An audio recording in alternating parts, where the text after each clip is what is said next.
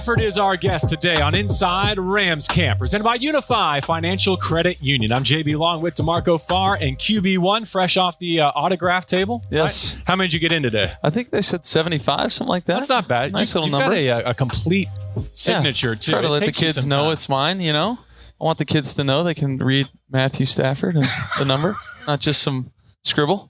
Are you talking about mine? Come on now. I'm left-handed. I got to get the through it worst quick. signature on the team. Anybody? I mean, I give Cooper a lot of hell for his. It's C and then a line, K and then a line, and the number 10. So it's easily forged. Anybody trying to get a Christmas present for their kid, don't run into Cooper on the street. Wow. C line, K line, 10.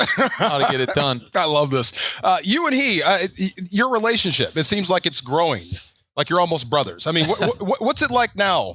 With you being here for the second year? Yeah, it's great. You know, we spend a lot of time together, both, you know, in the football arena and, you know, outside of it as well. Our families get along really well. So he's a great friend of mine, obviously a fantastic football player. What a great teammate he is to all of us. And, you know, we appreciate having him and the way he goes about his business, the way he works every single day, you know, pushes us all to be better. And we're lucky to have him. As I reflect on last season, I've been wanting to ask you this since February. Of all the throws you made in your first year as a Ram, which one are you most proud of? I don't know. It's hard for me to pick one out. There's some good ones in there. Obviously, that last one in the Super Bowl comes to mind. The fade to Cooper was a good one, and then the in cut to Cooper was a good one. I don't know. There are a couple here and there, but more of the moments I really remember with teammates probably more than anything. You know, it's funny. We're still talking about Cooper. I'm still amazed that he's doubted by either fans or the general public. I don't get, after a fantastic year, a year that we may never see again, you still doubt the guy. I mean, does that shock you too? Yeah, I mean, I guess, yeah, we don't really pay too much attention to it, but I'm sure there's people out there that, think there's somebody else out there that's better. But, you know, for us, for what we do, he's as good as it gets. And, the numbers are unbelievable, but even beyond the numbers, you know, what he does for our team, both in the run game and in the pass game, it's unbelievable. He's so important to our team. And like I said earlier, we're just lucky to have him. And don't get me wrong, you're great too. you know what I mean? Not all him. Yeah, I'm just saying. He's a great player. Yeah. For the benefit of our audience, a lot of times in this setting here at training camp, it's Matthew and it's Cooper, the ones against the twos on defense. And that group on defense includes a lot of new defensive backs. Yes. Have you felt their presence yet as you vet them for the benefit of the coaching staff? How are they progressing? Yeah, absolutely. Really talented kids, aggressive guys, really good ball skills, competitive players. So it's fun. We get our time where we go, what we call as Mamba one-on-ones, and we do that, a decent amount. But there's times where we're up against, the second unit and some of the younger guys that are new to our team, new to the NFL, getting their first experience of training camp, and our guys are doing a great job. In those Mamba sessions, you're also looking across the line of scrimmage at Bobby Wagner. I know you've played against some great middle linebackers in your day. What's the difference for a quarterback when you're maybe taking on a rookie or someone who's a little bit greener versus someone who's a future Hall of Famer wearing the green dot? Yeah, definitely.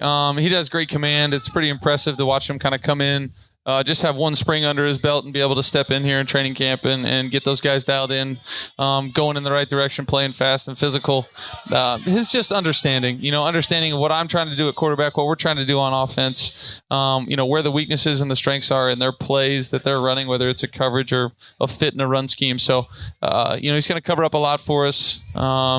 He's a great communicator, and we're happy to have him. That's pretty good to look at every day. You got Floyd, AD, and then there's Wagner. Oh, Jalen's back there too. Yep. Yeah, kind of freaky. Yes. Since it's been in the news, and you can answer this better than anyone, how much in any given week, how much time do you spend in prep?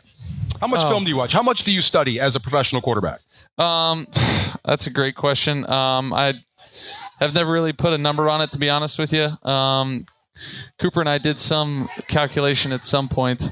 I forget what it was. Just outside hours where just he and I were doing it together was some 500 or something like that. It was crazy. It ends up some wild number. But the lucky thing for me is I'm surrounded by a bunch of guys that love football, from our head coach all the way down. So if you want to sit there and talk football or look at it and try to find new ways to be successful, a bunch of open doors around our place where people are trying to, brainstorm and have ideas and have collaboration, which is a whole lot of fun. I assume one of those areas of focus is the red zone. And one of my predictions for the season ahead is that you and the Rams will be much improved in that short area of the field. When you're out here working on it, when you've been on teams that have done it best, what are the characteristics of offenses that finish drives well? Yeah, definitely. I mean, I think running the football in the red zone is a huge advantage. If you can make people honor that, it's going to really open up, some windows in the passing game, because if you're a defense, you obviously don't have to defend vertical grass. You can top everything down, play flat-footed in the post, and be really aggressive laterally, closing up those windows. When we do pass the ball, we got to just be, the level of execution just has to go up that much more. The windows are tight. You see the touchdown passes that we do have this year in the red zone. They're still tight window throws. Everything is contested, and you got to do a great job of putting the ball in a good spot, and our guys got to do a great job of being open on time and coming down with those balls. The one thing I can't wait to see, and I hope it happens, is Cam Akers healthy for 16 weeks in this offense. Like you said, running the football in the red zone. I was so sick for him when he got hurt. I mean, it's going to hurt the team, but I think he was set to have a great year. So what do you think he brings to the offense when fully healthy? Yeah, he's a great slash runner. He's got a bunch of ability, great vision,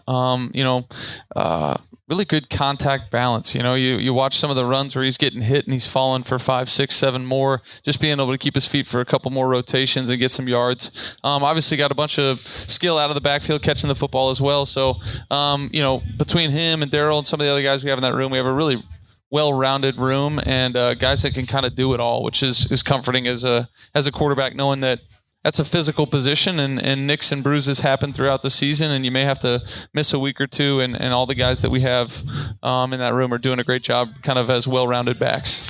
What do you miss or what do you not miss at all about not having 77 in your huddle? Oh, man, I miss everything. But I don't, there's nothing I don't miss. I love the guy. He's great teammate. He was only a teammate for 1 year, but great friend, unbelievable player, great leader for our team. I know Joe Noboom is going to come in and play great at a high level. He's ultra talented. You watch him on tape and it's pretty impressive. It makes it look really easy. And I'm excited for, all the other guys in that room to, continue to grow into leadership roles and take over where Witt left off. And it's a great challenge for those guys, but I think it's something they're excited about. I think Boom's out of excuses. He's athletic. He's smart. He trained under Whitworth. Got a pretty good quarterback. Yeah. Just go play. Have some fun, right? Yeah, I think so. I think he's looked great in camp. I think it's just one of those deals where he's going to settle into his role. We've moved him around. I've only here for a year, but every time I flip on an old game, he's at a different spot, right? And he's kind of got his spot. Go out there and work on that craft every single day. Have that love, that dedication for playing in that spot, and I think the sky's the limit for him. Among the things you partook in this offseason, some acting gigs. I want to know of the AT&T commercial, the Stealing the Draft, movie that you did, and the Top Gun trailer. What'd you have the most fun doing, and what do you think your best performance was?